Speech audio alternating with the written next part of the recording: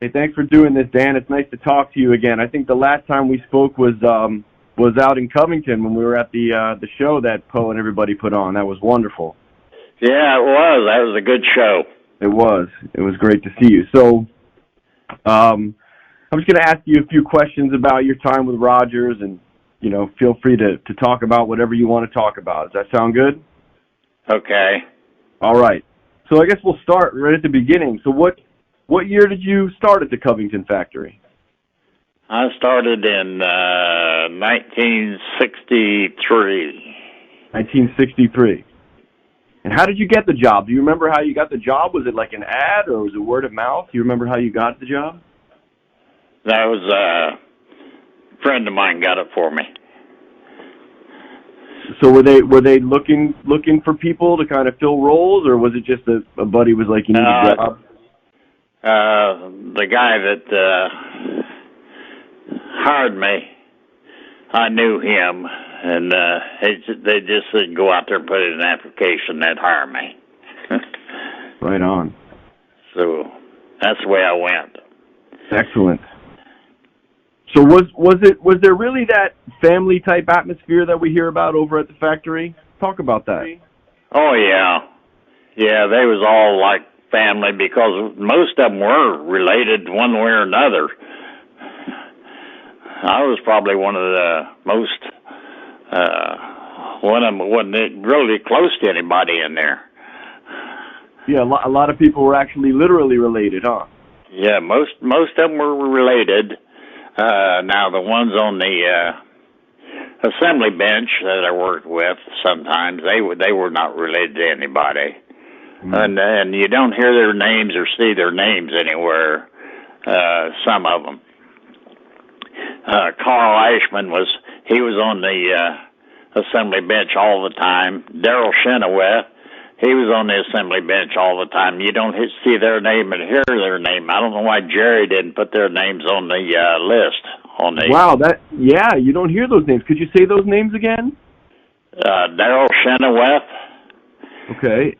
And Carl Ashman. Wow, those are names I've never heard before. That's great information. Yeah, them guys assembled more drums probably than just about anybody in there. Wow, and they were always on the assembly bench. Yeah. That's fantastic. So what was your main responsibility at the factory? Mostly I was drilling and putting on the bearing edges and repair. I was just all over the place. And I even assembled quite a few. Really? If they needed somebody on assembly, I'd go up and I'd work on assembly. I more or less floated. Worked where I needed it. Most of it was drilling and putting on bearing edges. That's where you spent most of your time. I did just about all of them. Excellent. So, would you be able to take me through the process of what would happen to a drum from start to finish? Like the shells would arrive, and then what would happen? Where would they go next? Then it go in what we call the pearl room. That's where they put the wrap on it. So the pearl went first. Yeah. And then it came out of there, and it came to drilling, and we got it drilled, and we cut the bearing edges with the router. We did the bearing edges and the snare beds. And then, so real quick, can we stop you right there for a second? What did you use to cut the snare beds? Like, how did you measure the depth and all that? Joe had made a mill, probably about 3 or 4 inches long mill, and he had that thing angled, had it cut and angled just to the shape that we wanted. And then it would come up, we could raise it up and down for the depth of the snare bed that we wanted, which you're just looking at tenths there. Right. You know, and you very seldom ever, and we used a feeler gauge like you use for checking points in a car. Right. that's the kind of filler gauge we used. Excellent. So did Joe always set up the machines, set the depths Yes. and all that, and set the router? Oh, yeah. Yeah. Joe Thompson, that is. Yeah, Go ahead. He set up the router. When he come in to do that, he's going to show us how to do it. So he got it set up, and he had him a long board there. He's going to run it through the router. He started running it through, and the router grabbed hold of the board and throwed it back. And then somebody back there went right through him. It just jerked it right out of his hand. The wood kicked back and it hit somebody? No, it didn't hit anybody. It was lucky. There wasn't nobody standing there. All right. Scared the shit out of Joe, though. Then, when he had the router set up, we had just a big table there, and then we'd put the drums on there, and we'd just go around the circle on the router with the drums and cut the bearing edge. And then we would belt sand them and get all the roughness off of them and hand sand them and make sure everything was, one thing we'd make sure everything was level. The most important thing we did on these drums is kept them level all the way through. After, when we started from drilling and then all the way through. That was of utmost importance there, keeping them level. Yeah. Before we drilled them, we made sure they was level. After drilling, we made sure they was level. And then they went to the routers, and we made sure they was level. So after they would leave you, the routing and the drilling, where would they go next? Well, we put the snare beds in them. And then we'd take them back into what we called the repair room. And that's where they put the gray paint inside of them. And we repaired anything that needed repaired, like if on the drilling, if it split out a little bit. We had a guy back there, a couple guys that just repaired and filled them drums in. You couldn't even tell that they'd split out time we got done with them. Right. So they would do any repairs, and then they would go to the gray paint? Yeah, they'd go with the gray paint. And after that, we'd put them out into assembly. The assembly table is right outside the door, the big room where the repair was, and then the assembly table was right outside the door. And we'd stack them out there, and guys would assemble them out there. Jerry Shields had his little test area right there by the door, and that's where he tested the Dynasonics. Right. So Jerry was near the assembly? Yeah, he was right there in assembly. And that's where he tested his Dynasonics, right there at the end of the assembly bench. So then after assembly, where would they go? Go to the headline. The girls would put the heads on them. And so were the drums tuned up when they left the factory? So they left the headroom tuned up? Yeah, the girls tuned them up there on the headline. So were they still making animal hide heads when you got there? Oh yeah. That was still part of the business? They put them hide heads on there, and that stunk.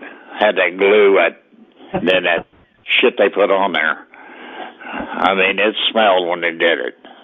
And usually they put that on the 36 and the 40-inch bass drums, the big bass drums. The big bass drums got the hide? Yeah. So where was as far as in the factory, where were the hide heads happening? Was it anywhere near where you were, or was that a separate part? It was right there in the headline. Oh, it was right there. Yeah, they did all right there on the headline, right across from the assembly bench. So do you have any information about like the lug making and the beaters or anything like that? Do you remember any of that going on? No, that was all done in a separate room up in the front there. That's they had just a group of women up there that's all they did is work on that kind of stuff, the whistles and everything that Joe had made, and that was all done in the front. That was the beaters and such? Yeah, I didn't get up there in that area. I had nothing to do with that. No. And there wasn't there a machine shop where they made the lugs and all that? Oh, I was down in the basement. They had a regular machine shop down there, yeah. They had punch presses and everything down there. So you didn't get down there much? No, I didn't go down there much. Don Martin was in charge of that, him and his dad, George. Don Martin and George. Fantastic. Yeah. So you worked closely with all the names that we hear, like Frank Walters and Alfie Shields and John Harmon. You know all those guys, right? Oh, yeah. So Frank and Alfie were mostly assemblers? Yeah, Frank was on the assembly bench with Darrell Chenoweth and Carl Eichmann and what's his name? I can't think of all the names. Right, of course, long time ago.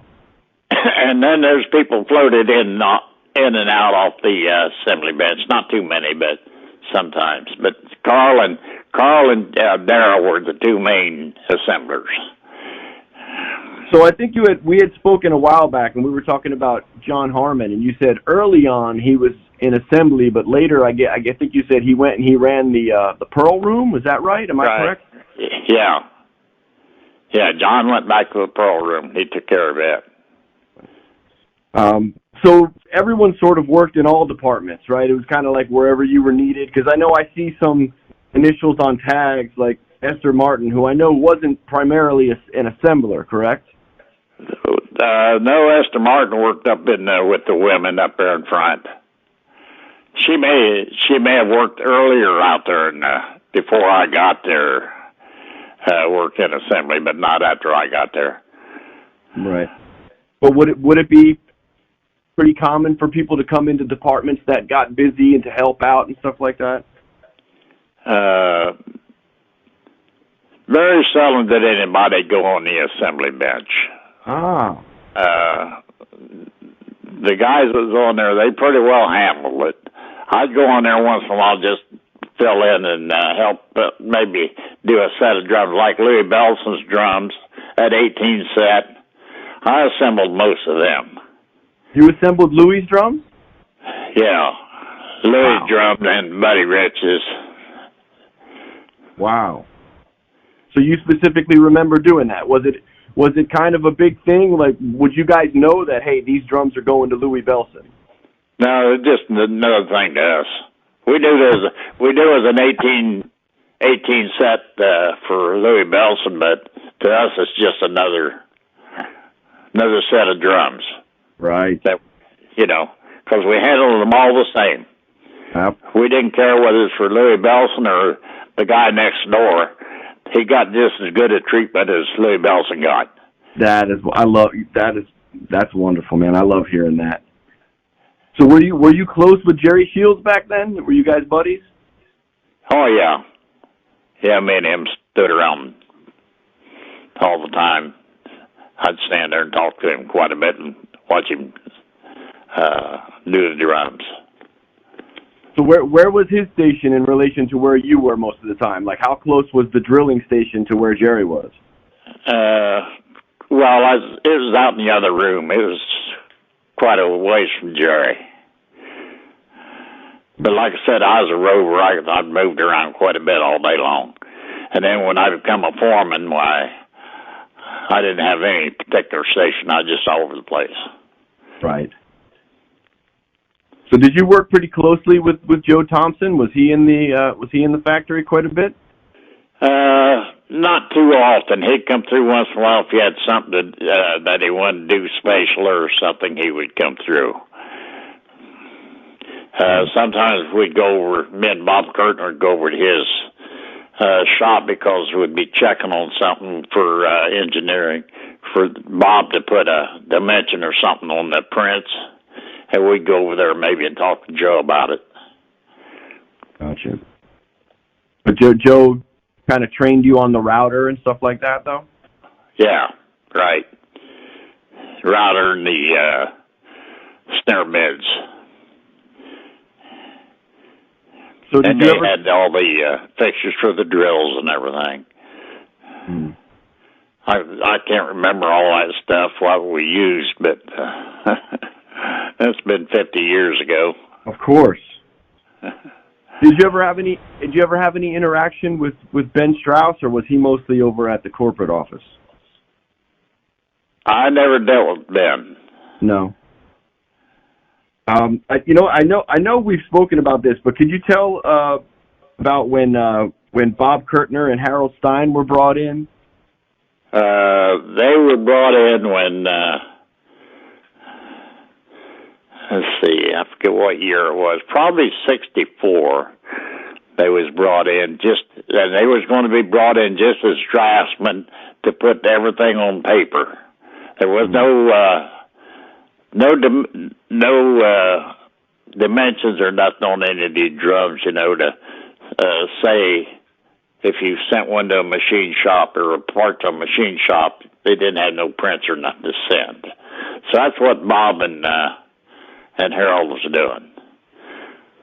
Like a collet or something, they'd lay that collet out on paper and make the blueprint for it.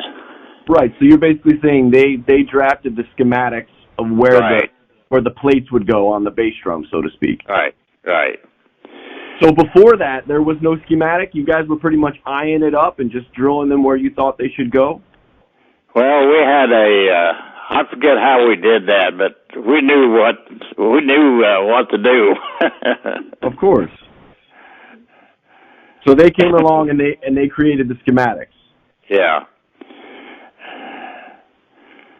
So how about tell the story about how I guess you got in a little scuffle with somebody and you quit and they came and got you. Tell that story.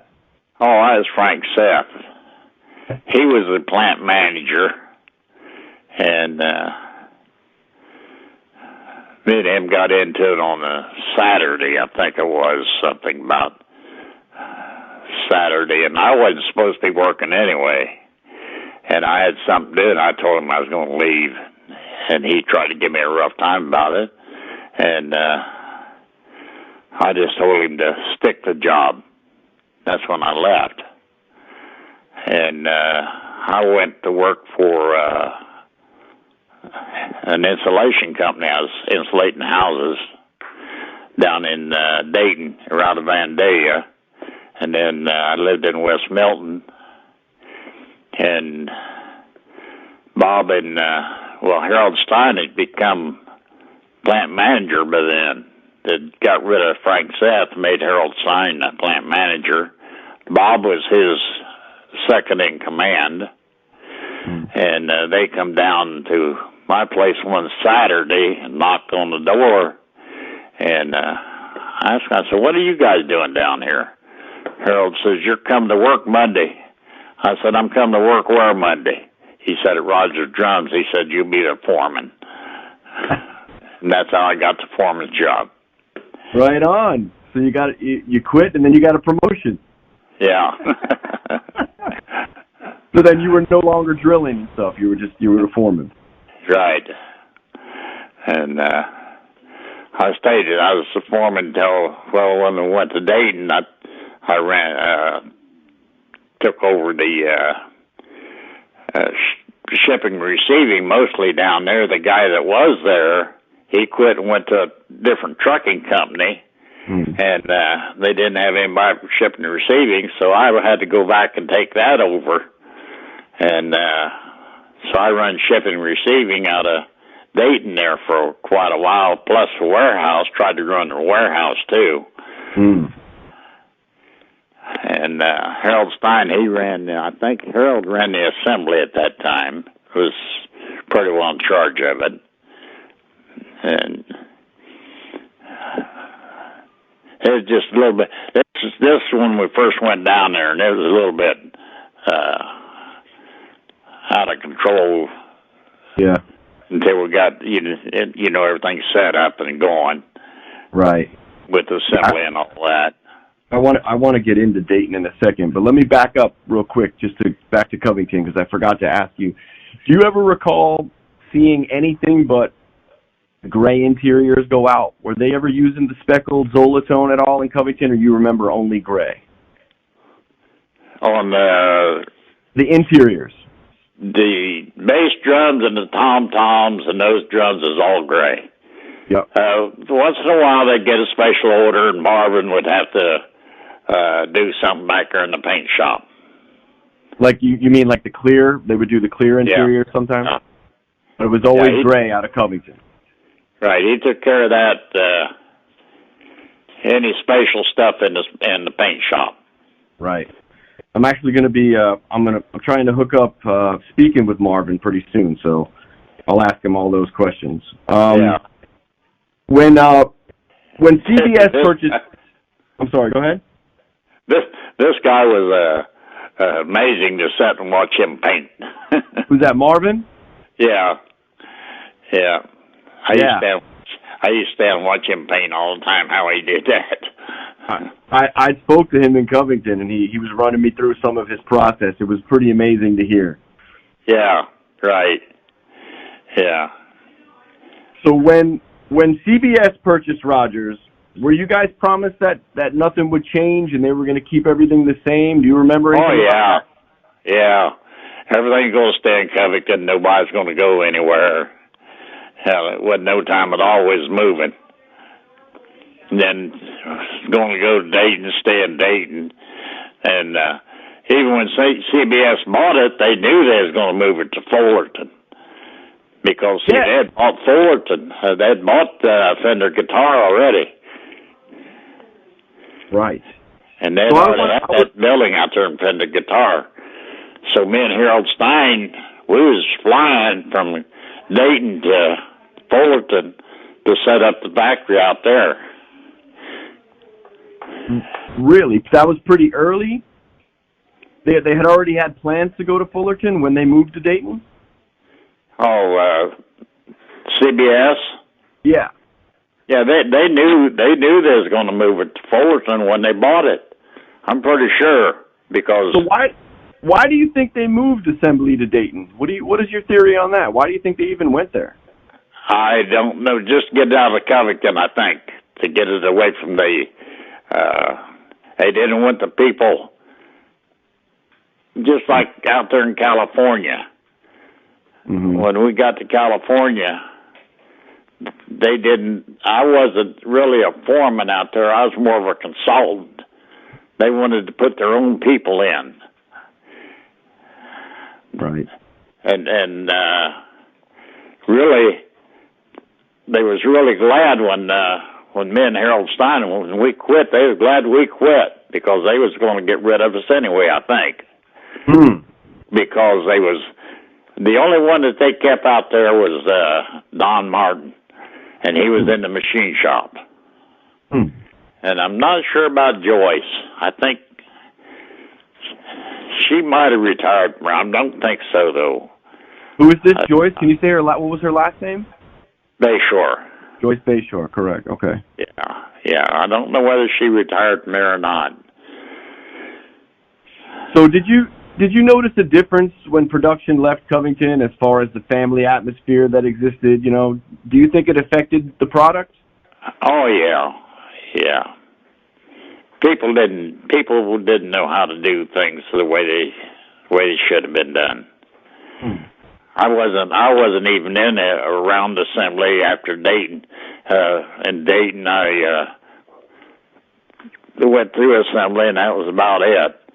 And like I said, I went down to shipping and receiving, and I handled all that. So things had definitely changed, huh? Oh, yeah. It started changing in Dayton. Yeah. I had spoken to Jerry about this exact topic, and he said something to me that he said when they went down to Dayton, they just started hiring people off the street. What do you think he meant by that? Well, they had guys for the warehouse, and they had these men that they hired, and they'd come in, they'd be wearing suits and ties and everything. And they'd go back in the locker room, they'd change clothes and work all day in their clothes, their work clothes. Go back before they left the shop, they'd put them suits and ties back on with their briefcases and walk back out with the suits and ties and the briefcases. Just trying to impress their neighbors, I guess, or whoever. Yeah. They had a big job. Something like that. Wow. Yeah, that was amazing to see that. But they worked in a warehouse, and yeah, they did hire people off the street for stuff like that. Yeah. And, So oh, go ahead. He said something about Bob Kurtner being in Fullerton. As far as I know, Bob Kurtner never went to Fullerton. No? No. Bob Kurtner stayed in Sydney, and he took over management of a machine shop in Sydney. But Harold Stein did go to Fullerton. Harold Stein went to Fullerton at the same time I did, and he stayed out there. But he got gout so bad that he came back home. He couldn't hardly walk. Was Roy Burns around quite a bit while you were working there? I worked with Roy just before I left Covington. Roy was teaching me how to put timpanis together. Ah. And we left Covington, and I didn't see him anymore after that. But he'd come to Fullerton. As far as I know, he was supposed to have been out in Fullerton, but I didn't get a chance to see him when he was out there. Right. But he was teaching me how to put the timpani together when we left Covington.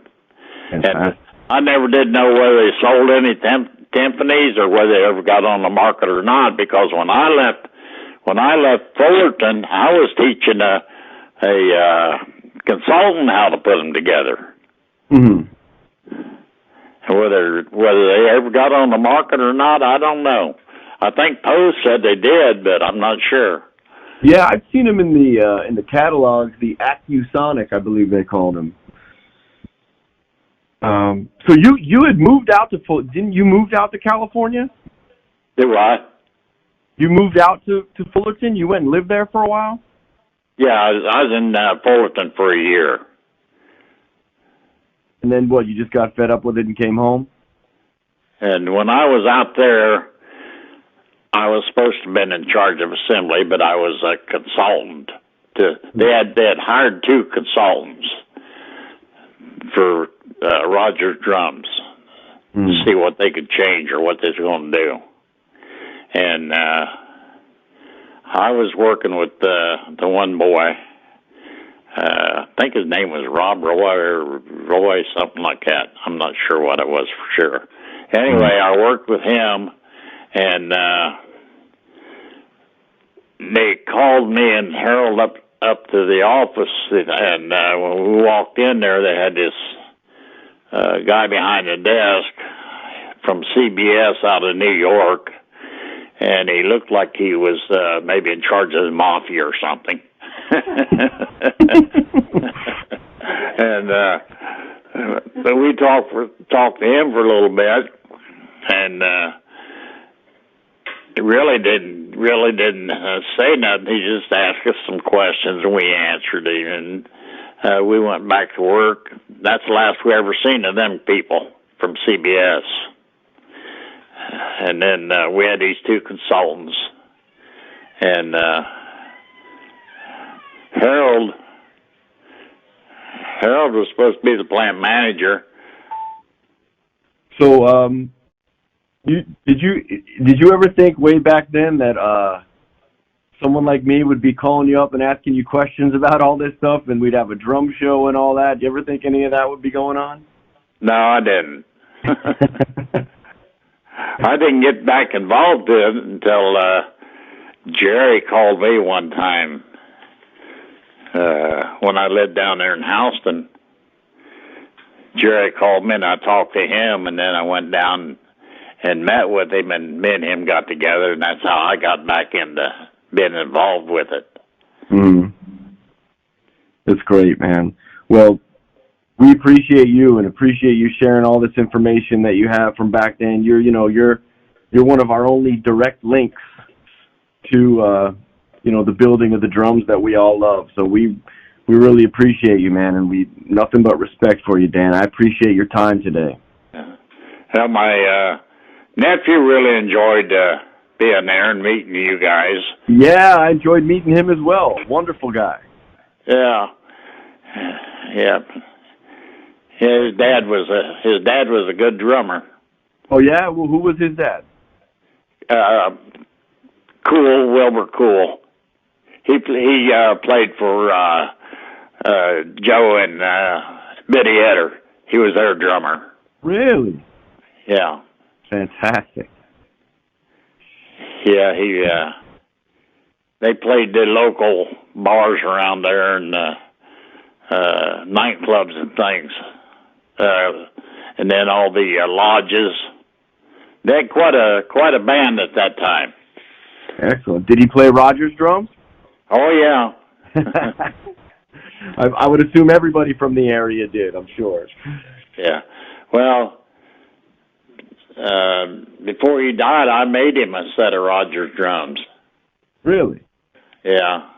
And my sister, after he passed away, my sister had him up in the attic of her garage, and I knew they was up there, but I didn't think anything about it at that time. Mm-hmm. And she had a garage sale, and she sold that set of drums, which is probably worth probably $1,500 to $2,000 at that time, with that cymbals and everything to it. Sure. And she sold $500 to some kid. Wow. I wonder where they are now. Oh, I don't know. I asked Marvin if he knew anything about it. He said no, he didn't know that she had even sold them at the garage sale. Mm-hmm. This is a red sparkle set. I'd like to add that set. Wow. Well, who knows? These things turn up, you never know. Somebody we know might have it. You never know with these things. Yeah. Man. Yeah. Well, I don't want to keep you too long, Dan. I appreciate your time today, and it's wonderful talking to you, my friend. I truly thank you for answering all the questions and everything, man. You're very much appreciated. Well, I don't mind, and I've got nothing but time. Excellent. I appreciate it, man. Well, if I think of any other questions or you think of anything you want to talk to me about, you're always free to call me, man. I'll always pick up the phone for you, my friend. Okay. I follow you pretty good on Facebook. Right on. Yeah, I see you all the time on there. Excellent. Yeah. Excellent. Okay, Anthony, it's been nice talking to you again. Nice talking to you as well, my friend. We'll talk soon. Thank you, Dan. Hey, maybe with any luck, we'll get to see each other again next year. Yes, sir, we will. I'll be at the show. I'll see you there. Okay. All right, Dan. Thank you. Okay. Bye. Bye.